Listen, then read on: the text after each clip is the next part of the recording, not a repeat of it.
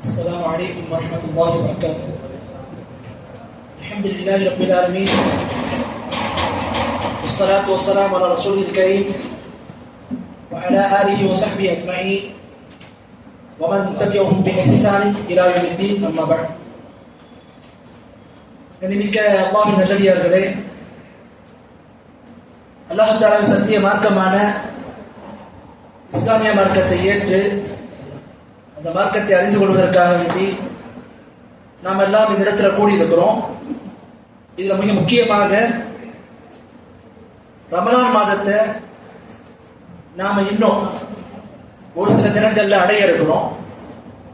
ஆகவே அந்த ரமலான் நோன்பு தொடர்பான சட்டத்திட்டங்களை அறிவது, அதை தெரிந்து வைத்திருந்து நாம் நமது ரமலான் நோன்பை அமைத்துக் கொள்வது ரொம்ப ரொம்ப முக்கியம்.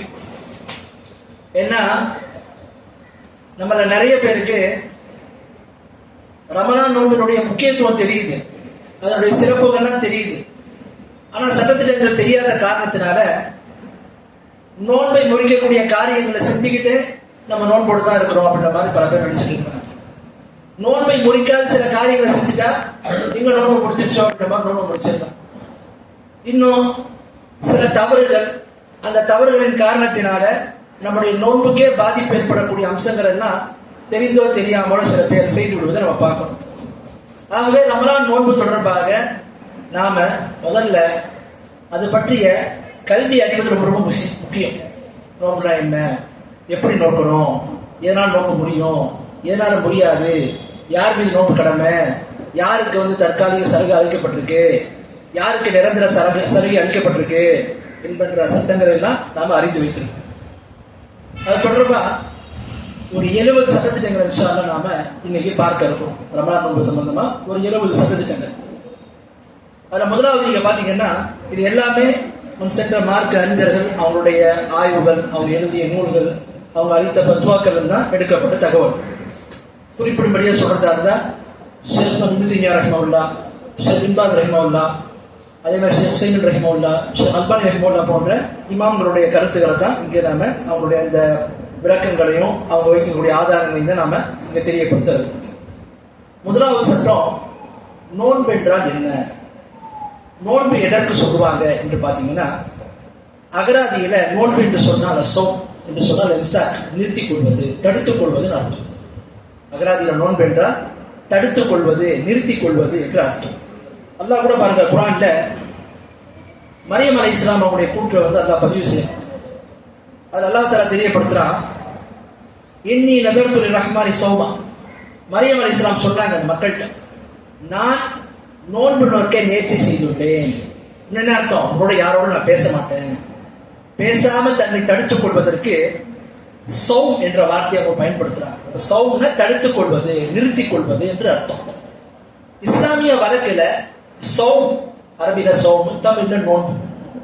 நோன்பு என்றால் என்ன என்று பார்த்தீங்கன்னா, உண்மையான விடியல் உதயமாகியதிலிருந்து, உண்மையான விடியல் உதயமாகியதிலிருந்து சூரியன் மறைகின்ற வரை உண்பது, பருகுவது, தாம்பத்தியம் கொள்வது போன்ற செயல்களை, போன்ற விஷயங்களை தவிர்த்துக் கொண்டு ஒரு மனிதன் நான் அல்லாஹ்வுக்காக இதையெல்லாம் விட்டு விலகி இருக்கிறேன் என்று ஒரு மனிதன் அந்த நியத்தோடு இருப்பதற்கு பெயர் தான் நோன்பு என்று பொருள்.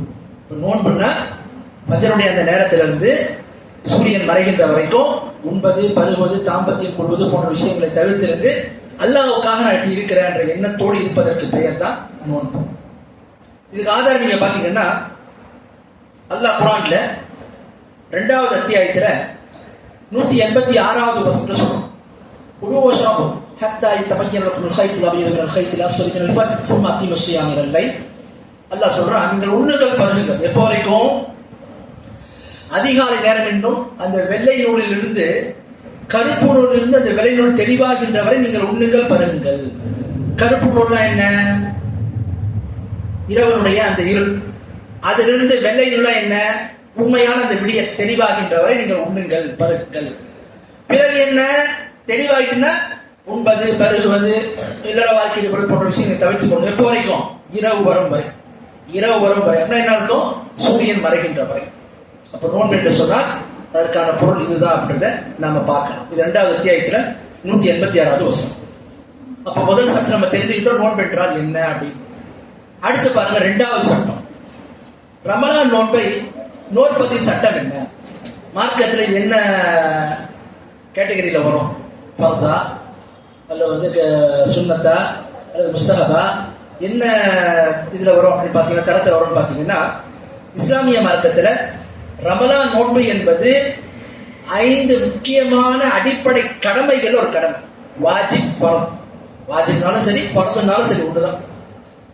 ஹனஃபி மதப்ல தான் வாஜிப் ஃபர்துக்கு மத்தியில் வித்தியாசம். ஆனால் அது சரியான ஆய்வு இல்லை. வாஜிபும் ஃபர்தும் ஒண்ணுதான். அப்ப நோன்பு என்பது ஃபர்தான வாஜிபான ஒரு அம்சம். இந்த அளவுக்கு வாஜிப்னா நிறைய விஷயங்கள் மார்க்கத்தில் வாஜிபா இருக்கு. ஆனா நோன்பை பொறுத்த வரைக்கும் இஸ்லாத்துல 5 அடிப்படையான அந்த தூண்கள்ல கடமைகள்ல ஒன்று நோன்பு. பாருங்க, அல்லாஹ் குர்ஆன்ல இந்த நோன்புன்ற கடமையை பத்தி சொல்லும் போது 2வது அத்தியாயத்துல 185வது வசனத்தை சொல்றோம். ஷஹ்ரு ரமதான் அல்லதி உன்ஸில ஃபீஹில் குர்ஆன் ஹுதன் லின்னாஸி வபையினாத்தின் மினல் ஹுதா வல் ஃபுர்கான் ஃபமன் ஷஹித மின்கும் அஷ்-ஷஹ்ர ஃபல்யஸ்ம்.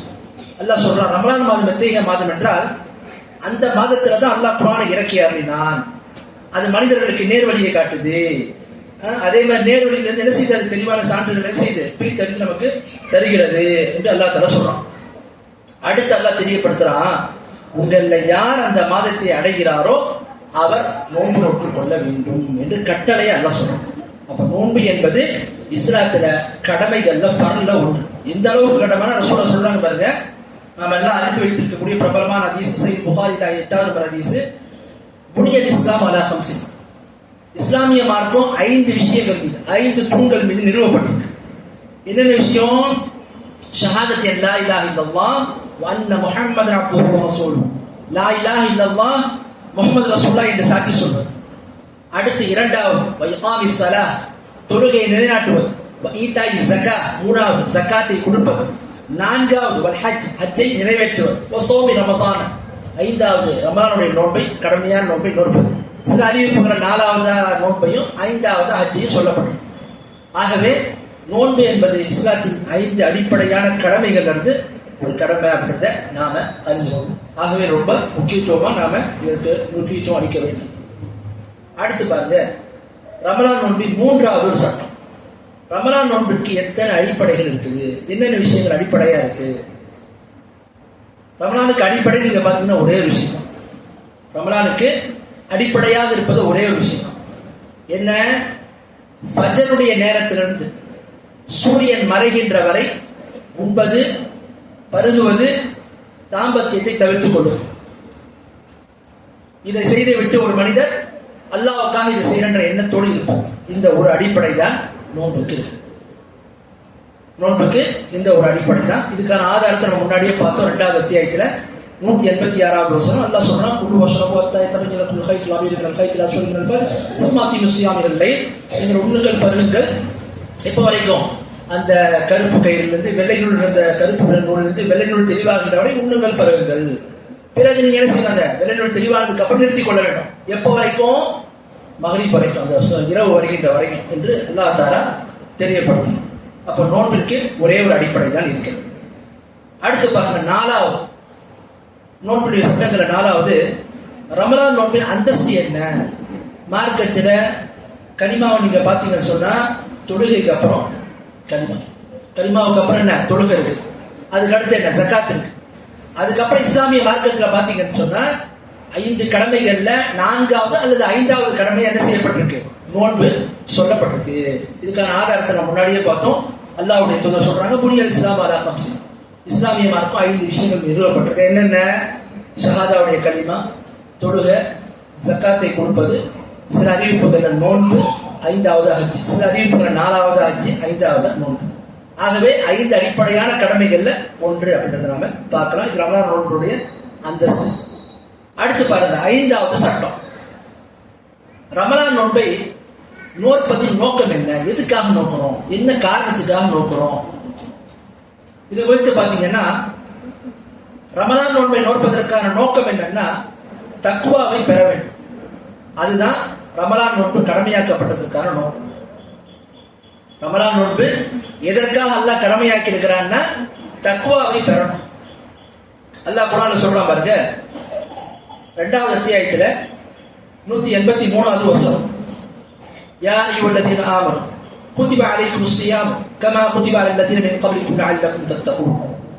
ஈமான் கொண்ட மக்களே, அல்லாஹ் குர்ஆன்ல சொல்றான், ஈமான் கொண்ட மக்களே, உங்களுக்கு முன்பிருந்தவர்கள் மீது நோன்பு கடமையாக்கப்பட்டது போல உங்கள் மீது நோன்பு கடமையாக்கப்பட்டிருக்கு. எதுக்காக வேண்டி? நீங்கள் இறையச்சமுடையவர்களாக ஆகுவதற்காக, தக்வாவை பெறுவதற்காக என்று அல்லாஹ் சொல்றான். அப்ப நோன்பு கடமையாக்கப்பட்டதுக்கான காரணம் என்ன, நோக்கம் என்ன? தக்வாவை பெறணும். நோன்பு என்பது வெறும் பசித்திருப்பது, தாகித்திருப்பதற்கு பெயர் அல்ல. மாறாக நோன்பு எதுக்காக வேண்டி கடமையாக்கப்பட்டிருக்கு? ஒருவர் பசித்திருப்பதன் மூலம், தாகித்திருப்பதன் மூலம் தக்வாவை பெறணும். இதுதான் நோன்பிற்கான நோக்கம். அதை பாருங்க, அல்லாஹ்வுடைய தூதர் ஒரு ஹதீஸ் நம்ம சொல்லி காட்டுறாங்க. புகாரியில 1903 நம்பர் ஹதீஸ். அபூ ஹுரைரா ரலியல்லாஹு அன்ஹு அறிவிக்கிறாங்க, அல்லாஹ்வுடைய தூதர் ஸல்லல்லாஹு சொல்றாங்க, மன் லம் யத கௌல ஸூரி வல் அமல் பிஹி ஃபலைஸ லில்லாஹி ஹாஜத்துன் ஃபீ அன் யதஅ தஆமஹு வ ஷராபஹு. யார் ஒருவர் பொய்யான பேச்சுகளையும் பொய்யான நடவடிக்கைகளையும் விடவில்லையோ அவர் தமது உணவையும் பானத்தையும் விட்டு விடுவது அல்லாஹ்வுக்கு எந்த ஒரு தேவையும் இல்லை. அப்போ நோன்பின் மூலமாக ஒரு மனிதன் வெறும் பசித்திருப்பது, தாகித்திருப்பதற்கு பெயர் நோன்பல்ல. நோன்பு என்று சொன்னால் உண்மையாகவே அந்த நோன்பின் மூலமாக ஒரு மனிதன் என்ன செய்யணும்? தக்வாவை பெறணும். பசித்திருப்பது, தாகித்திருப்பது அல்லாஹ்வுக்கு தேவை. அல்லாஹ் நம்ம என்ன எதிர்பார்க்கிறான்? எதை விரும்புகிறான் அல்லாஹ் தஆலா? ஒரு மனிதன் நோன்பின் மூலமா தக்வாவை பெறும். அந்த தக்வா இருந்தா தான் அந்த நோன்பு அவனுக்கு பயனாக இருக்கும் அப்படின்றத பார்க்கணும். அடுத்து பாருங்க, 6வது சட்டம். ரமலான் மாதத்தின் சிறப்பு என்ன? ரமலான் மாதத்தினுடைய என்ன சிறப்பு என்று பார்த்தீங்கன்னா, முதலாவது நிறைய விஷயங்கள் சொல்லலாம். இந்த குறிப்பிடும்படியா சொல்றதா இருந்தா, இந்த மாதத்துல தான் அல்லாஹ் தஆலா மனிதர்களுக்கு நேர்வழி காட்டுவதற்காக அருளப்பட்ட குர்ஆன் இந்த மாசத்துல இறங்குச்சு. அல்லாஹ் குர்ஆன்ல சொல்றான் பாருங்க, ஷஹ்ரு ரமதான் அல்லதி உன்சில ஃபீஹில் குர்ஆன். ரமலான் மாதம் எத்தகைய மாதம் என்று சொன்னால் இந்த மாதத்துல தான் குர்ஆன் இறக்கி அருளப்பட்டது. இப்ப ரமலான் மாசத்துக்குள்ள சிறப்புகள்லயே முதன்மையானது என்னன்னு சொன்னா குர்ஆன் இந்த மாசத்துல இறங்குச்சு. இந்த குர்ஆன் எப்படிப்பட்ட வேதம்? மனிதர்களுக்கு அல்லாஹ்வுடைய தூதருடைய காலகட்டத்திலிருந்து கியாமத் நாள் வரைக்கும் மக்களுக்கு நேர்வழியை காட்டக்கூடிய ஒரு வேதம். முன் சென்ற வேதங்கள் அனைத்தையும் என்ன செய்யுது? காலாவதி ஆக்கிட்டுச்சு. இன்னைக்கு இந்த வேதத்தை தான் ஒருவர் ஏற்று நடக்கணும். அப்பதான் அல்லாஹ்ட்ட வெற்றி பெற முடியும். ஆகவே அப்படிப்பட்ட மக்களுக்கு வெற்றிக்கான பாதையை தெளிவுபடுத்தக்கூடிய இந்த வேதம் இந்த மாசத்துல தான் இறக்கி அருளப்பட்டது. அடுத்து ரமலானுடைய சிறப்பு என்ன அப்படின்னு பார்த்தீங்கன்னா, 2வது சிறப்பு அல்லாஹ் குர்ஆன்ல சொல்றான், 1000 மாதங்களை விட சிறந்த அந்த லைலத்துல் கத்ர் என்ற இரவு இந்த மாசத்துல தான் இருக்கு. லைலத்துல் கத்ர் கைரும் மினல் அல்ஃபி ஷஹர். அல்லாஹ் சொல்றான், லைலத்துல் கத்ர் எப்படிப்பட்டதுன்னு சொன்னா 1000 மாதங்களை விட சிறந்த ஒரு இரவுன்னு அல்லாஹ் சொல்றான். ஆகவே 1000 மாதங்களோட சிறந்த ஒரு இரவு இந்த மாசத்துல தான் இருக்கு. அடுத்து 3வது ரமலானுடைய சிறப்பு நீங்க பாத்தீங்கன்னா, ரமலான் மாசம் வந்துட்டாலே அல்லாஹ் சொர்க்கத்தினுடைய வாயில்களை, கதவுகளை திறந்துடும், நரகத்தினுடைய கதவுகளை அழைச்சிடும். ஷைத்தான்கள், சில அறிவிப்புகள மூட்டத்தனமான ஷைத்தான்கள் விலங்கிடப்படுகின்றது. பாருங்க, அல்லாஹ் ஒருத்தர் சொல்றாங்க, இதா தஹல ரமதான் ஃபுத்திஹத் அப்வாபுல் ஜன்னத் வ குல்லிகத் அப்வாபு ஜஹன்னம வ சுல்சிலத் ஷயாத்தீன். ரமலான் மாதம் வந்துவிட்டது என்று சொன்னால் சொர்க்கத்தினுடைய கதவுகள் திறக்கப்பட்டு விடுகிறது, நரகத்தினுடைய கதவுகள், வாயில்கள் மூடப்பட்டு விடுகிறது, ஷைத்தான்கள் விலங்கிடப்பட்டு விடுகின்றன என்று அல்லாஹ்வுடைய தூதர் சொல்றாங்க. இந்த ஹதீஸ் புகாரியில 3277 ஹதீஸ். ஆகவே இதெல்லாம் ரமலானுடைய சிறப்புகள் அப்படின்றத நாம பார்க்கலாம். அடுத்து பாருங்க, ரமலான் நோன்புக்கு இருக்கக்கூடிய சிறப்பு, ரமலான் மாதத்துக்குள்ள சிறப்பு நம்ம பார்க்கணும். அடுத்து 7வது சட்டம், ரமலான் நோன்புக்குள்ள சிறப்பு. ரமலான் நோன்புக்கு என்னென்ன சிறப்பு இருக்கு என்று பார்த்தீங்கன்னா, முதலாவது ரமலான் நோன்பு யார் ஒருவர் நோக்கின்றாரோ, அல்லாஹ் சொல்றாங்க பாருங்க, மன் சாம ரமதான ஈமானன் வ இஹ்திசாபன் ஊஃபிர லஹு மா தகத்தம் மின் தம்பிஹி. புகாரியில் 34 நம்பர் ஹதீஸ். யார் ஒருவர் ரமலான் நோன்பை ஈமானோடும் நன்மையை எதிர்பார்த்து நோட்பாரோ அவர் முன் செய்த பாவங்கள் மன்னிக்கப்பட்டிருக்கிறார். ரமலானுக்குள்ள சிறப்பு என்ன? ரமலான் நோன்புக்குள்ள சிறப்பு என்ன? இந்த நோன்பை யார் ஒருவர் ஈமானோடும் நன்மை எதிர்பார்த்து என்ன அல்லாஹ் இதுக்கு கூடிய தருவான்னு ஒரு எதிர்பார்ப்பு நோன்றான்னு சொன்னா அவர் முன் செய்த பாவங்கள் மன்னிக்கப்படும். எங்கெல்லாம் குர்ஆன் ஹதீஸ்ல நன்மைகள் செய்தா, நல்ல காரியங்கள் செஞ்சா பாவங்கள் மன்னிக்கப்படும் வருதோ அது எல்லாம் எந்த பாவத்தை குறிக்கும்? சிறிய பாவத்தை தான் குறிக்கும். ஏன்னா பெரிய பாவத்தை பொறுத்த வரைக்கும் அதுக்கு என்ன ஷர்த்து, என்ன நிபந்தனை சொன்னா தௌபா செய்யறது நிபந்தனை. இந்த ஹதீஸ் ரசூலுல்லாஹ் சொல்றது எந்த பாவத்தை குறிக்குது? நாம் செய்யக்கூடிய சிறிய பாவம். சிறிய பாவம் பெரிய பாவம்னா என்ன? பெரிய பாவம்னா எந்த பாவத்தை குறித்து மார்க்கத்துல இந்த பாவத்தை செஞ்சா நரகத்துல இப்படி தண்டனை, இந்த பாவத்தை செஞ்சா அல்லாஹ்வுடைய கோபத்துக்கு ஆளாவான், இந்த பாவத்தை செஞ்சா இஸ்லாமிய குற்றவியல் தண்டனை கொடுக்கப்படும், திருடா கை வெட்டப்படும், விபச்சாரம் செஞ்சா கசேரி கொடுக்கப்படும், திருமணம் ஆனவனா இருந்தா கல்லால் இருந்து கொல்லப்படுவான். இது மாதிரிலாம் சொல்லப்பட்டிருக்கீங்களா? இதெல்லாம் என்ன? பெரும்பாவம். ஒரு பாவத்தை சொல்லி அதுக்கு தண்டனை சொல்லப்படணும்னு சொன்னா அது என்ன? சிறிய பாவங்கள் அப்படின்றத பார்க்கலாம். அப்பவே நாம செய்யக்கூடிய இந்த ரமலான் நோன்புனால ஒருத்தர் வைக்கிறாருன்னா அவருடைய சிறிய பாவங்கள் மன்னிக்கப்படுது அப்படின்றத பார்க்கணும். அடுத்து பாருங்க, இன்னொரு சிறப்பு நம்ம பார்க்கலாம். அல்லாஹ் ஒருத்தர் சொல்றாங்க, அல்லாஹ் தாலாவே கூறுவதாக ஆதமுடைய மகன் செய்யக்கூடிய ஒவ்வொரு செயலும் அவனுக்குரியது, நோன்பு தவிர. நோன்பு எனக்குரியது. நோன்புக்கு நானே முழுமையா குடி கொடுப்பேன். சில அறிவிப்புகள்ல ஒவ்வொரு நன்மைக்கும் 10-700 மடங்கு வரைக்கும் நன்மை இருக்குது. நோன்பை தவிர அப்படின்னா என்ன அர்த்தம்? நோன்புக்கு இருக்கக்கூடிய சிறப்பு அதை விட கூடுதலானது.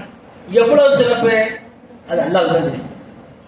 அப்போ அதிகப்படியான சிறப்புள்ள ஒரு அமல் தான் என்ன, இபாதத் தான் என்ன? நோன்பு என்பதை பார்க்கணும். அதனால சொல்ல பாருங்க, நோன்பு வைத்திருந்தாருன்னா அவர் கெட்ட பேச்சுகள் பேச வேண்டாம், கூச்சலிட்டு சத்திரவு செய்ய வேண்டாம். யாரையும் அவரை ஏசினால் அவர் என்ன செய்ய வேண்டாம், அவரோட சொல்லிட்டு நான் நோன்பா இருக்கிறேன் சமையிட விரும்பல இந்த மாதிரி சொல்லிட்டுங்கிற மாதிரி சொல்றாங்க பாருங்க. தொடர்ந்து நோன்பானின் வாயிலிருந்து வீசும் வாடை அல்லாஹ்விடத்தில் கஸ்தூரின் வாடையை விட உபமானதான். ஒரு மனிதன் நோன்பு இருக்கக்கூடிய நிலையில வயிறு காலியா இருக்கிறதுனால வாயிலிருந்து என்ன செய்யும்? துர்நாற்றம் வீசும். ஆனா இந்த துர்நாற்றம் அல்லாஹ்வுக்காக அவன் செய்யக்கூடிய இந்த காரியத்தினால அல்லாஹ் என்ன செய்யறாங்க? சிறப்பு கஸ்தூரியின் மனத்தை விட அல்லாஹ்விடத்துல என்னது விருப்பமானது என்று சொல்லி அல்லாஹ்வுடைய தூதர் சொல்றாங்க. நோன்பாளிக்கு 2 மகிழ்ச்சி இருக்கு. ஒன்று, நோன்பு திறக்கும் போது அல்லாஹ்வுடைய கடமை நம்ம நிறைவேற்றணும், ஒரு சந்தோஷம். 2வது என்ன? நாளை மறுமை நாள்ல அல்லாஹ்வை சந்திக்கும் போது இந்த நோன்பின் மூலமா நமக்கு கிடைக்கக்கூடிய வெகுமதி என்று அல்லாஹ்வுடைய சொல்றாங்க. இந்த ஹதீஸ் புகாரியில 1904 நம்பர் ஹதீஸ். அடுத்து நோன்புடைய சிறப்புகள் இது ஒரு சிறப்பு.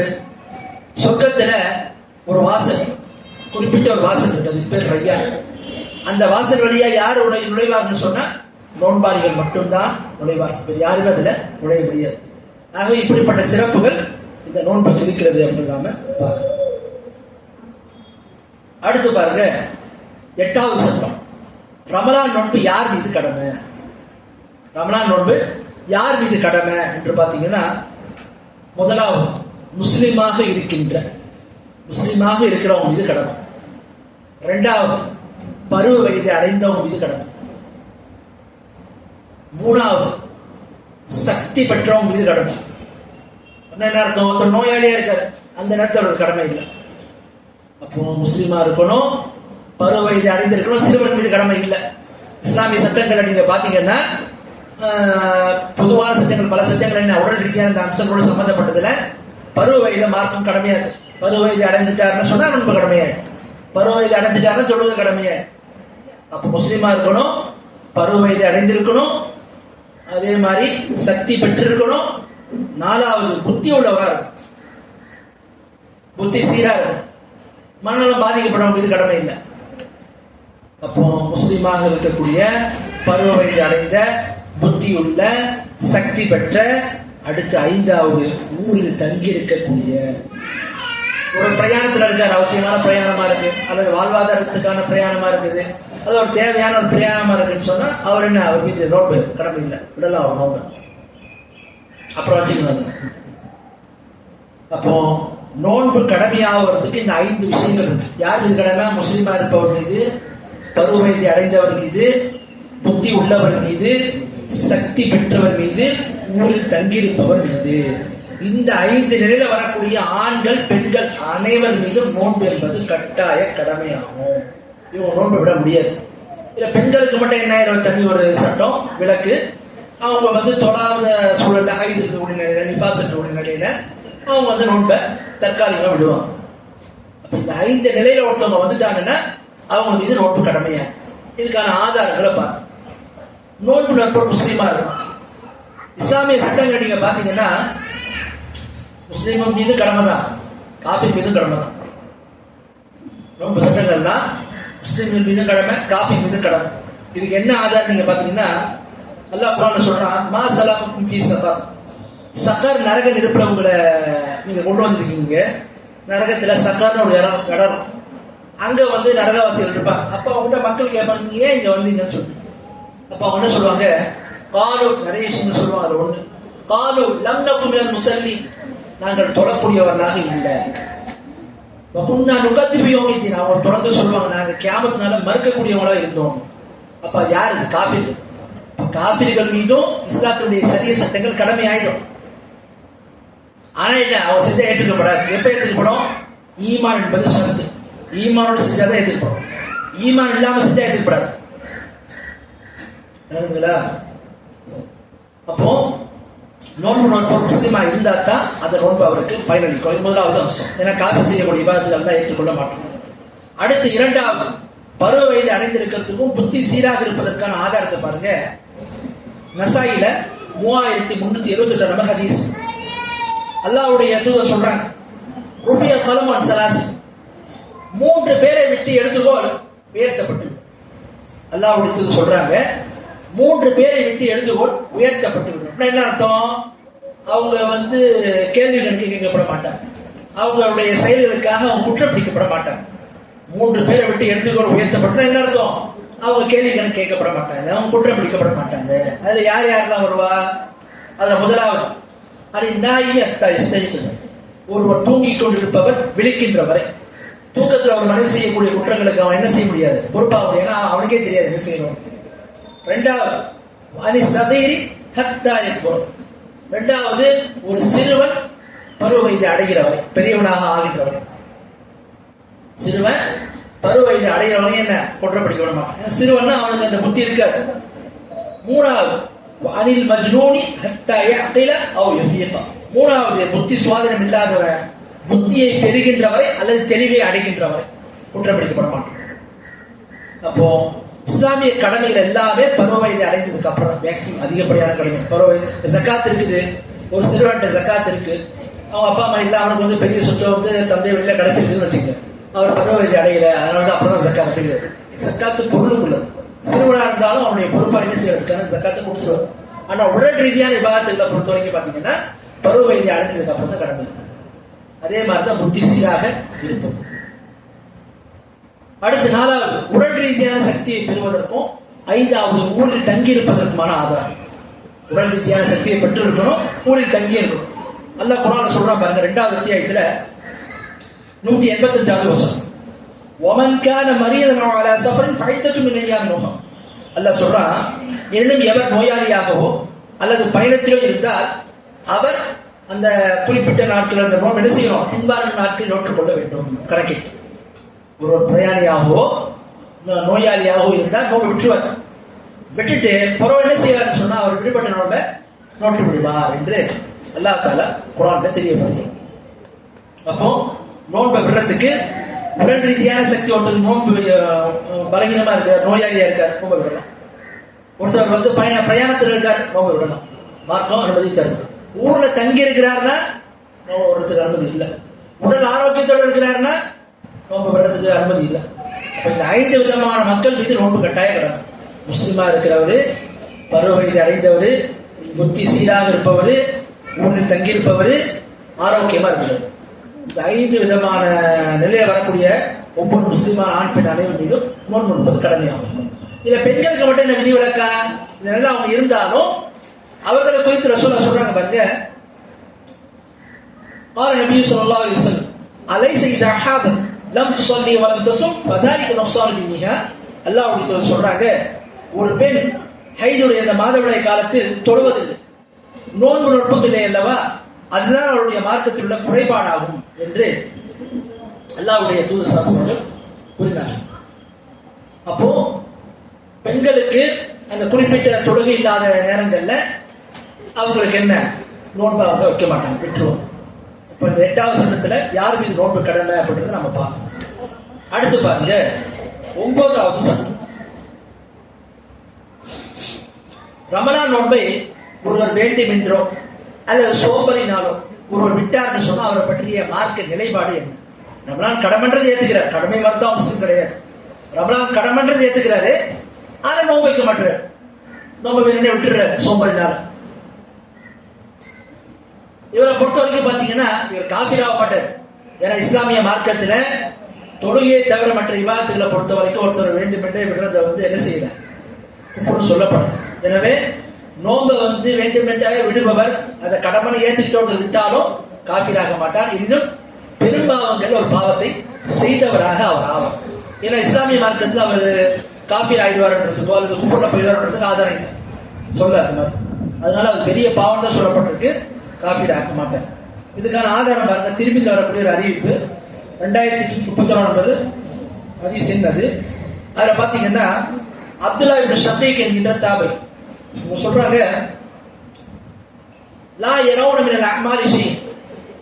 அல்லாஹ்வுடைய தூதருடைய சஹாபாக்கள்ல அவங்க நான் பல பேரை பார்த்துருக்கேன். அவங்க எப்படிப்பட்டவங்கன்னா அவங்க வெளிப்படையா விடக்கூடிய அமல்கள்ல வெளிப்படையான அமல்கள் எந்த ஒன்றை விடுவதும் குஃப்ராக பார்க்கல, தொழுகையை தவிர.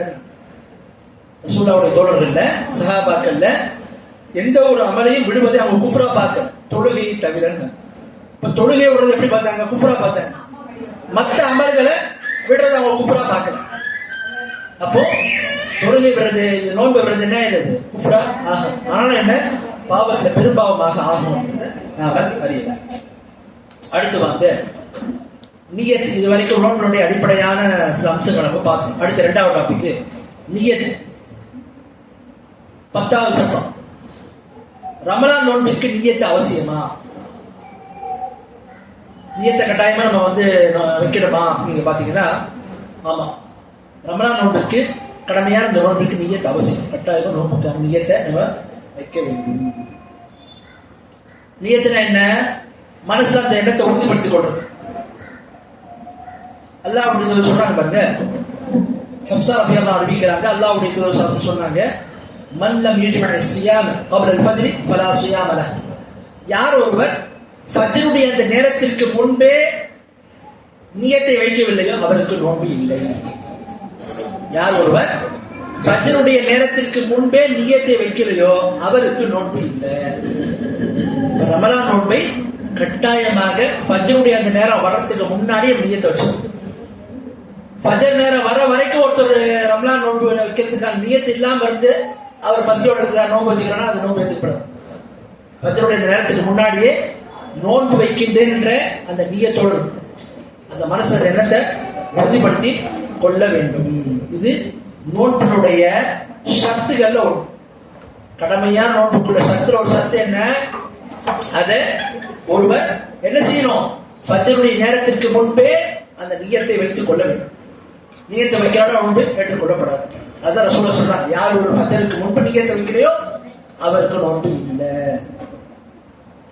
அடுத்து 11வது சட்டம். ரமலானுடைய ஒவ்வொரு நோன்பிற்கு நியத்து வைக்கிறோமா? ஒருத்தர் என்ன பண்றாரு, ரமலான் மாசம் தொடங்கும் போதே இந்த மாசம் முழு நோன்பையும் நம்ம வச்சுருவோம் அப்படின்ற மாதிரி நியத்து வைக்கிறோம். இதுவே போதுமா? அல்லது ஒவ்வொரு நாளும் தூங்க போகும்போது அல்லது முடிக்கும் போது அந்த ஒரு எண்ணத்தோடு நம்ம நோன்பு வைக்க நாளைக்கு வைக்கணுன்ற எண்ணத்தோடு தான் இருக்கணுமா? அந்த நோய் நியத்தை ஒவ்வொரு நாளும் வைக்கணுமா? இல்லை ஒரு முறை வச்சா போதுமா? ஒரு முழு மாசத்துக்கும் இல்ல ஒவ்வொரு நோம்புக்கும் தனித்தனியா வைக்கணுமா என்று பாத்தீங்கன்னா இது விஷயத்தை அறிஞர்கள் மத்தியில கருத்து வேறுபாடு இருக்கு. இமாம் மாலிக் ரஹிமஹுல்லாஹ், அதுவே மற்ற சில அறிஞர்கள் சமகாலத்துல ஷேக் சாலிஹ் ஹுசைன் ரஹிமஹுல்லாஹ் போடுறவங்கலாம் முன்னாடி ஒரு முறை ஒரு மாசத்துல இந்த முழுவதும் நான் நோன்பு வைக்கிறேன்ற மாதிரி நியத்துட்டால போதுமான, ஒவ்வொரு நோம்புக்கும் தனித்தனியா வைக்கணுன்ற அவசியம் இல்லைன்றாங்க. ஆனா மற்ற அறிஞருடைய கருத்துப்படி பார்க்கும்போது ஒவ்வொரு நோம்புக்கும் வைக்கணும். ஏன்னா ஹதீசுகள் என்ன வருது? மல்லம் யஜ்மஅ ஸியாம قبل الفجر فلا صيام له. யார் ஒரு ஃபஜ்ருக்கு முன் நியத்து வைக்கிறோம் சொல்ல பொதுவா சொல்லிட்டேன். அப்ப அது ஒவ்வொரு நோக்கும் என்ன செய்யறது அடங்கும். எனவே இந்த கருத்து தான் மிக வலுவாக இருக்குது. எனவே நோன்புக்கான நியத்தை, கடமையான நோன்புக்கான நியத்தை ஒவ்வொரு நாளும் நம்ம என்ன செய்யணும், இரவு நேரத்தில் வைத்துக் கொள்ள வேண்டும். தூங்க போகும் போதோ எந்திரிக்க போதோ நோன்பு வைக்கின்ற எண்ணத்தோடு நம்ம என்ன செய்யணும், இருக்க வேண்டும். அடுத்து பாருங்க 12வது சொல்றோம், நஃபிலான நோன்புகளுக்கும் ஃபஜ்ருக்கு முன்பே நியத்து வைக்கிறது அவசியமா? இப்போ கடமையான நோன்பு வைக்கிறோம், நஃபிலான நோன்புக்கு அப்படி தான் வைக்கணும். இப்போ நஃபிலான நோன்புனா என்ன? திங்கக்கிழமை ஒருத்தர் நோன்பு வைக்கிறாரு, வியாழக்கிழமை நோன்பு வைக்கிறாரு, ஒருத்தர் வந்து மாசத்துல 3 நோன்பு வைக்கிறாரு. இப்போ இந்த மாதிரிலாம் உள்ள நோன்புகளுக்கும் ஒருவர் வந்து என்ன செய்யணும், ஃபஜ்ருக்கு முன்பே நியத்தை வைத்துக் கொள்ள வேண்டுமா? நீங்க பாத்தீங்கன்னா கடமையான நோன்புக்கு தான் விஷயம். நியத்தை ஃபஜ்ருக்கு முன்னாடியே வைக்கணுன்றது கடமையான நோன்புக்கு மட்டும் தான் சாத்தி, நஃபிலான நோன்புக்கு சாத்து கிடையாது. பாருங்க இதுக்கான ஆதாரத்தை அல்லாஹ்வுடைய தூதர் ஸல்லல்லாஹு அவர்கள் அவங்களை பத்தி ஒரு ஹதீஸ் முஸ்லிம்ல வருது, 2125 ஹதீஸ். ஆயிஷா ரதி அறிவிக்கிறாங்க, ரசூல் என்கிட்ட வருவாங்க, வந்து கேட்பாங்க, அலிந்த குஷை, உங்கள்ட்ட ஏதாவது சாப்பிட்றதுக்கு இருக்கான்னு சொல்ல ரசூல் அப்படின்னு கேட்பாங்க. பகுல்னா அல்லா, ஆயிஷா சொல்றாங்க, நாங்கள் சொல்லுவோம் ரசூலோட கனியமா இல்லை, நாங்கள் சொல்லிட்டு எதுவும் இல்லை சாப்பிட்றதுக்கு இல்லை. இப்போ இன்னும் இதன் சாய் ரசூலா சொல்றாங்க, அப்ப நான் என்ன செய்யறேன், நோன்பை வைத்துக் கொள்கிறேன். சொல்ல வருவாங்க, வந்து என்ன செய்வாங்க கேட்பாங்க, எப்போ பகல் பொழுதுல உங்களிடத்துல உண்பதற்கு ஏதாவது உணவு இருக்குதா? இல்லைன்னு. அப்ப நான் நோன்பை வைத்துக் கொள்கிறேன் சொல்லுவாங்க. சும்மா தாரா யோகனாக பிறகு மற்றொரு சில நாள்கள் வருவாங்க, ரசூலா வந்து சொல்லுவாங்க, ஏதாவது உண்பதற்கு எதுவும் உணவு இருக்கான்னு சொல்லிட்டு. அப்போ ஆயிஷா சொல்றாங்க, ஆமா நாங்கள் ஹைஸ் என்று சொல்லக்கூடிய ஒரு விதமான இது பலகாரம், அது வந்து எங்களுக்கு அதிகமாக கொடுக்கப்பட்டிருக்கு அப்படின்னு பக்கால் அறிவி அதை காட்டுங்க என்று சொல்ல செய்யறாங்க. சொல்றாங்க, வாங்கி பலக்கல் அஸ்பஹ்து ஸாயிமன், நான் காலையிலேருந்து நோன்பா இருந்தேன், இப்போ சொல்ல என்ன செய்யறாங்க, சாப்பிட்றோம். அப்ப நஃபிலான நோன்பை பொறுத்த வரைக்கும், நஃபிலான நோன்புக்கு ஒருவர் சூரியன் உச்சி அடையறதுக்கு முன்னாடி வரைக்கும், சூரியன் உச்சி அடையறதுக்கு முன்னாடி வரைக்கும் எதையும் சாப்பிடல, எதையும் குடிக்கல, இல்லற வாழ்க்கை ஈடுபடவும் இல்லை. என்ன செய்யறாரு, ஒருத்தர் அப்படியே இருக்கிறார், இருக்கிறார். அப்போ சூரியன் உச்சி அடையறதுக்கு முன்னாடி சரி இவ்வளவு நேரம் இருந்துட்டோம், நோன்பு வச்சிருவோன்ற மாதிரி நீயத்தை அப்போ வச்சுட்டாருன்னா நோன்பு அப்படியே கண்டினியூ பண்ணலாம், அவர் நோன்பு ஏற்றுக்கொள்ளப்படும். நஃபிலான நோன்பை பொறுத்த வரைக்கும் அதற்கு ஃபஜருக்கு முன்னாடியே நியத்தை வைக்கிறது கடமை இல்லை. சூரியன் உச்சி அடையறதுக்கு முன்னாடி வரைக்கும் உண்ணாம ஏதாவது உருட்டு சாப்பிட்டு டீயை குடிச்சிட்டு தண்ணியை குடிச்சுட்டு நோன்பு வைக்கணும், அது இல்லை. ஒருவன் எதையுமே உண்ணாமல் பருகாமல் இருந்து சூரியன் உச்சி அடையறதுக்கு அந்த நேரத்துக்கிட்ட வந்து என்ன செய்யறாரு, நான் இப்போது நோன்பு வச்சுக்கிறேன்ற மாதிரி ஒருத்தர் நியத்து வைக்கிறார், நோன்பு வைக்கணும், தாராளமா நோன்பு ஏற்றுக்கொள்ளப்படும். ஆனா என்ன, ஒரு காலையிலிருந்தே அந்த நஃபிலுடைய நோன்புக்கான நியத்தை வச்சாருன்னா அப்பதான் நன்மை கிடைக்கும், முழு நன்மையை அவர் கிடைச்சிடும். ஒருவர் காலையில நியத்தை வைக்கல, அந்த சூரியன் உச்சடையக்கூடிய அந்த நேரத்துல தான் ஆரம்பிக்கிறாருன்னா அந்த நேரத்துல இருந்து அவருக்கு சூரியன் மறைந்த வரைக்கும் அவர் வைக்கிறாருன்னா அந்த இடைப்பட்ட நேரத்துக்கான அந்த நியத்து அது நோன்பு வைத்தாருன்ற நன்மை அவருக்கு கிடைச்சிடும். அப்போ இதுக்கு முழுமையா நன்மை கிடைக்கும், அதுக்கு நன்மையில குறைவு ஏற்படும், அவ்வளவுதான். மற்றபடி இந்த நோன்பு என்ன செய்யப்படும், ஏற்றுக்கொள்ளப்படும்.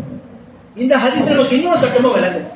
என்ன, கடமையான நோன்பு ஒருத்தர் வச்சாருன்னா அது ரமலான் மாசமா இருக்கட்டும், ரமலான் அல்லாத மாசமா இருக்கட்டும், கடமையான நோன்பு ஒருத்தவங்க வச்சாங்கன்னா, உதாரணத்துக்கு நான் கடமையான நோன்பு ரமலான் நம்ம வைக்கிறோம், ரமலான் முடிஞ்சதுக்கு அப்புறம் சில பேர் ரமலான் நோன்பு விட்டுருவாங்க, பயணத்தில் இருப்பாங்க, அது பெண்களுக்கு ஏதாவது நோன்பு விட்டுருப்பாங்க. பிறகு நோன்பு வைக்கும் போது நோன்பு வச்சுட்டு நோன்பு விட்டுருவோமா, வீட்டில் கல்யாணம் விடுதோ வந்துருக்குது சாப்பிடுவோமா அப்படி மாதிரி நோன்புல விட முடியாது. கடமையான நோன்பு பொறுத்தவரைக்கும் அப்படியே வைக்கதான் செய்யும். நஃபிலான நோன்பை விடலாம். நீங்க நஃபிலான நோன்பை ஃபஜர் நேரத்திலே நீங்க நோம்பெல்லாம் வச்சு சகரெல்லாம் செஞ்சுட்டு மதியம் போல என்ன செய்யுது, பிரியாணி வந்துச்சு வீட்டில் சாப்பிடுவோம், நோம்பு விடலாம். அதான் ரசூலா சொல்லாம வருது, பக்கத்து அஸ்பஹ்து ஸாயிமன், நான் காலையில் நோம்பு வச்சிருந்தேன் விட்டுருன்னு நோம்பு சாப்பிட்டேன். நமக்கு என்ன வருதுன்னா, ஃபர்லான் நோன்பை பொறுத்த வரைக்கும் நியத்தை ஃபஜருக்கு முன்னாடி வச்சுக்கணும். நஃபிலான நோன்பை ஒரு காலையே வைக்கலாம், சிறந்தது அதுதான். ஆனா அவருக்கு என்ன வாய்ப்பு மார்க்கம் கொடுக்குது, அவர் வந்து சூரியன் உச்சி அடையறதுக்கு முன்னாடி வரைக்கும் எதையும் உண்ணாம பருகாம இருந்தாருன்னா அவருக்கு அனுமதி இருக்கு, என்ன செய்யலாம், அப்படியே அவர் நோன்பை கண்டினியூ பண்ணலாம். புரியுதுங்களா? ஒண்ணு. ரெண்டாவது நமக்கு என்ன விளங்குது சட்டம், நஃபிலான நோன்பை ஒருவர் விடுறதுக்கு விரும்புறாருன்னா விடுறான், எந்த குற்றமும் கிடையாது, விடுறான் தாராளமா. கடமையான நோன்பை விட முடியாது, நோன்பை விட்டுற முடியாது. அடுத்து பாருங்க 13வது சட்டம், நோன்பிற்கான நியத்தை நாவால் முடியலாமா? நவைத்து சோமகதின் அனதாய் பிறந்த நமதான், அதாவது நான் வந்து கடமையான நோன்பை நோன்பதற்கு நியத்து வைக்கிறேன்ற மாதிரி நோன்பை வந்து நாம அந்த நாவினால முடியலாமா அப்படின்னு நீங்க பாத்தீங்கன்னா, இது சம்பந்தமான மார்க்க ஆதாரம் நமக்கு என்ன விளங்குதுன்னா, நியத் என்று சொன்னா, நவா என்பி நியத் என்று சொன்னா ஒரு காரியத்தை மனசுல உறுதிப்படுத்துவதற்கு தீர்மானிப்பதற்கு பெயர் தான் நோன்பு. இப்போ பிள்ளை பார்த்துட்டாங்க, நம்ம வந்து என்ன செய்யற படுக்க போகும்போது நாளைக்கு சகருக்கு எழுந்திருக்கிறோம்ன்ற மாதிரி எண்ணத்தோடு படுக்க போறோம். இதுதான் நியத். எழுந்திருக்கிறோம், எழுந்திருச்சு உண்பதற்கு ஆயத்தமாகும், இதுதான் நியத். அப்ப நியத் என்றால் ஒரு காரியத்தை மனதில் உறுதிப்படுத்துவதற்கு பெயர் தான் நியத். அதை வார்த்தை வடிவம் நம்ம அது கொடுக்கிறோம்னா அதுக்கு பேர் நியத்து கிடையாது. அதுக்கு அரபியில சொல்லுவாங்க கவுலு. கவுலுன்னா கூட்டு. ஒரு வார்த்தை நம்ம சொல்றோம்னா அது கூட்டு. அப்ப நியத் என்பது மனதில் எண்ணுவதற்கும் உறுதிப்படுத்துவதற்கும் சொல்லப்படும். அதுக்கு வார்த்தை வடிவம் கொடுத்துட்டோம்னா அது நியத்து. இஸ்லாமிய இபாதத்துக்கெல்லாம் நீங்க பாத்தீங்கன்னா எந்த இபாதத்தை ரசூல் என்ன செய்யல, வார்த்தை வடிவம் கொடுக்கல. நியத் என்பது மனசோடு சம்பந்தப்பட்டது, அதுக்கு வார்த்தை வடிவம் கொடுக்க கூடாது. சில பேர் சொல்லுவாங்க நியத்து எங்கேயுமே கிடையாது, நான் அஜில பட்டுனோம். அஜில நியத்தை வந்து மனசுல தான் வைக்கணும் சொல்லுவாங்கல்ல. ஹஜ்ஜில அல்லாஹும்ம ஹஜ்ஜல்ல, அல்லாஹ் நான் உனக்காக ஹஜ்ஜு செய்யறேன், அல்லாஹ் நான் உனக்காக உம்ரா செய்யறேன்ற மாதிரி அந்த வார்த்தையை சொல்லுவாங்க. அது நியத்து கிடையாது. எப்படி தக்பீரத்துல் இஹ்ராம் அல்லாஹ் அக்பர் சொல்றோமோ, தொழுகைக்கான நியத்தை வச்சுட்டு அல்லாஹ் அக்பர் தக்பீரத்துல் இஹ்ராம் சொல்றோமோ, அது மாதிரி தான் நான் ஹஜ்ஜு செய்ய போறேன், உம்ரா செய்ய போறேன்ற அந்த வார்த்தையை வெளிப்படுத்தும். அது நியத்து இல்லை. நியத்து எல்லா இபாதத்துக்குமே மனசுல தான் கொள்ள வேண்டும். பைக்க ஹஜ்ஜன் உம்ரஹ் சொல்றது அது நியத்து கிடையாது. அது என்னது? அது நியத்து மனசுல வச்சுட்டு தக்பீரத்துல் இஹ்ராம் போன்ற ஒரு வார்த்தை. அப்போ நியத்தை நாவால முடியாது மார்க்கத்துல தடுக்கப்பட்டிருக்கு. அதனாலதான் அறிஞர்கள் அதை பிதாத் என்றாங்க. அல்லாஹ்வுக்கு எந்த விதமான அறிவிப்பும் நம்ம பார்க்கணும். தொழுகையை பத்தி என்னென்ன ஓதணும், எப்படி ஓதணும், எப்படி ருக்கு செய்யணும், எப்படி வந்து சத்தா செய்யணும், எல்லா விஷயங்களும் இருக்கு. எங்கேயுமே அல்லாஹ்வுடைய தூதரை தொட்டு ஒரு அறிவிப்பு வரல. அவங்க என்ன செய்யல, இவ்வாறு நியத்தை இப்படி சொல்லணும் இப்படி செய்யணும்னு சொல்ல. நியத்தை பத்தி சொல்றாங்க, அது அவசியம். ஆனா எங்கேயுமே நியத்து வைக்க வேண்டும், இப்படி செய்ய வேண்டும் அப்படி செய்ய வேண்டும் என்ற வார்த்தையை கொட்டுத்தரணும், சொல்லித்தர.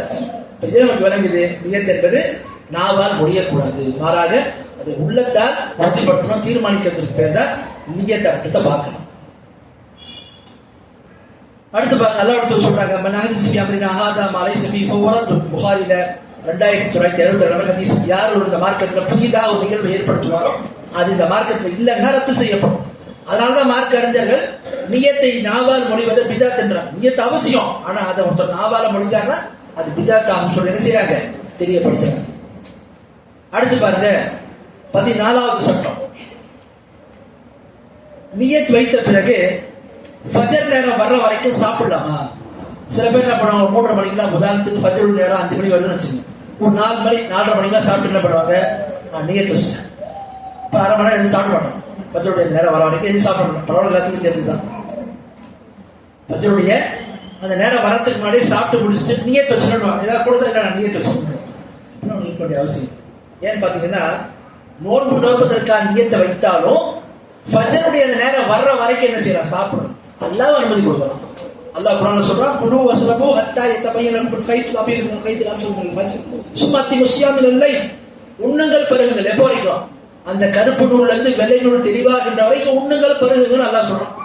அதனால நியத்து வச்சாலும் சரி, நைட்டே தூங்கும் நியத்து வச்சாலும் சரி, ஒருவர் நோன்பு நான் இப்போ வச்சுக்கிறேன்னு சொல்றதுனால அவர் நோன்பு என்ன செய்ய எதையும் தவிர்த்து போட வேண்டாம்ன்ற அவசியம் இல்லை. தாராளமா அவர் சாப்பிடலாம், பருகலாம். நோன்பு வைக்கக்கூடிய காரியம் எதுவும் அங்கே கிடையாது. எப்போ நோன்பு நேரம் ஸ்டார்ட் ஆகும், அந்த உண்மையான விடியல் அந்த ஃபஜருடைய நேரம் வந்து பார்த்தீங்கன்னா அப்பத்துல ஸ்டார்ட் ஆகும். அதனால நியத்தை நீங்க 3 மணிக்கு வச்சாலும் சரி, 3:30 மணிக்கு வச்சாலும் சரி, 4 மணிக்கு வச்சாலும் சரி, 4:30 மணிக்கு வச்சாலும் சரி, 5 மணிக்கு தான் வக்து வருதுன்னு சொன்னா அது வரைக்கும் நீங்க நியத்தை வச்சாலும் சாப்பிடலாம், உண்ணலாம், பருகலாம், பிரச்சனை. ஏன்னா அல்லாவே சொல்றான், அந்த கருப்பு நூல்ல இருந்து வெள்ளை நூல் தெளிவாகின்ற வரைக்கும் உண்ணுங்கள் பருகுகின்றோம். அது என்ன, ஃபஜருடைய நேரம். அந்த நேரம் வர்ற வரைக்கும் என்ன செய்யலாம், தாராளமா சாப்பிடலாம் அப்படின்றத நம்ம பார்க்கலாம். அடுத்து பாருங்க 15வது சட்டம். ஒருத்தவரு இஃப்தார் நேரத்தில் நோன்பு திறப்பதற்கு என்ன செய்யறாரு, அவருக்கு வெளியில இருக்காரு, வெளியே ஒரு இடத்துல இருக்காரு, உணவு இல்லை, அவருக்கு தண்ணி இல்லை, பேச்சு எதுவுமே இல்லை, நோன்பு திறப்பதற்கு அவர் என்ன செய்யணும்? அப்படிப்பட்டவர் நான் இத்தோடு நோன்பை நிறைவு செய்கிறேன், இஃப்தார் பண்ணிக்கிறேன்ற மாதிரி நியத்து வச்சுட்டாலே போதுமா? ஒருவர் நோன்பை திறப்பதற்கு நான் இப்போது நோன்பை நிறைவு செய்யறேன்ற மாதிரி நியத்து வச்சாலே போதுமானது. பாருங்க, அல்லாஹ் சொல்றாங்க, இன்னமல் அமால் பின்னியாத். செயல்கள் அனைத்துமே எண்ணங்களை பொறுத்துதான் இருக்கு. அப்போ ஒருத்தர் நோன்பு வச்சிருக்கிற நிலையில 12 மணிக்கு நான் இதோட நோன்பை நிறைவு செய்கிறேன்னா நோன்பு முடிஞ்சிடும். இதையும் குடிக்கணும் திங்கணும் அப்படின்றதுலாம் கட்டாயம் இல்லை.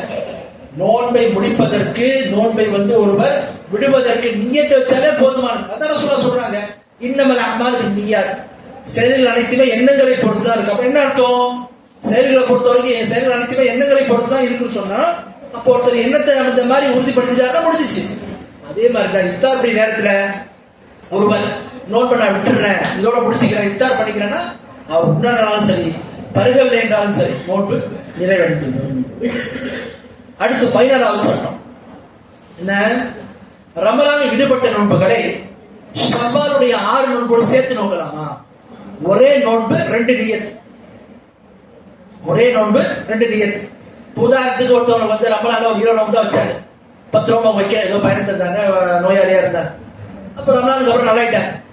சரி 6 நோன்பு வைக்கிறல்ல, அந்த 6 நோம்போடு சேர்த்து என்ன பண்ற? ஒரே நோன்பு தான், 6 நோன்புக்கான நன்மையும் கிடைக்கணும், பிளஸ் ரமலானுடைய அந்த விடுபட்ட நோன்பு அந்த கதாவுடைய நோன்பு இருக்கு பாத்தீங்களா, விடுபட்ட நோன்பு அதையும் சேர்த்து வச்சுக்கிறேன். அப்போ ஒரே நோன்பு வைப்பாங்க 2 நியத்தோடு. ஒரு நியத்து என்ன? கதாவுடைய நியத்து. கதான்னா என்ன? விடுபட்ட நோன்பை பூர்த்தி செய்யறது, விட்ட நோன்பை பிடிக்கிறது. 2வது நியத்து என்ன? 6 நோன்பு. இந்த 2 நோம்பையும் நான் ஒரே நியத்துல வச்சுக்கலாமா? 2 நோம்புக்கான இதையும் ஒரே நியத்தோடு ஒரு நோம்புல வச்சா 2 இது கிடைக்குமா அப்படின்றத பத்தி பாத்தீங்கன்னா இது சம்பந்தமான விஷயத்த மார்க்க ஆதாரம் நமக்கு என்ன விளங்குதுன்னா, ரமலான் நோன்பு என்பது ஒரு தனியான இபாதத், ஷவ்வாலுடைய 6 நோன்பு என்பது ஒரு தனியான இபாதத். ரமலான் நோன்பு என்பது தனியான ஒரு இபாதத்து, ஷவ்வாலுடைய நோன்பு என்பது தனியான ஒரு இபாதத். 2 இணைக்க முடியாது, 2 அதாவது தனித்தனியான பிரத்யேகமான ஒரு இபாதத். அதனால ரசூலுல்லாஹ் சொல்றாங்க மன்சாம ரமலான் சும்மா அக்பவ சித்தமின் ஷவ்வால், யார் ஒருவர் ரமலானுடைய நோன்பை நோற்று பிறகு 6 நோன்பை நோற்பாரோ, ரமலான் நோன்பை நோத்துறாரு அதை தொடர்ந்து 6 நோன்பு நோற்பார் சொன்னார் அவர் வருடம் முழுவதும் நோன்பு நோன்புக்கான நன்மை கிடைச்சிடும். அப்ப ரமலான் நோன்பு தனியான நோன்பு, ஷவ்வால் நோன்பு தனியான நோன்பு. 2 என்ன செய்ய முடியாது, ஒரே இதுல இணைக்க முடியாது. இதை விளங்கத்துக்கு ஒரு உதாரணம் சொல்றேன். ரசூலுல்லாஹ் சொல்றாங்க, இப்போ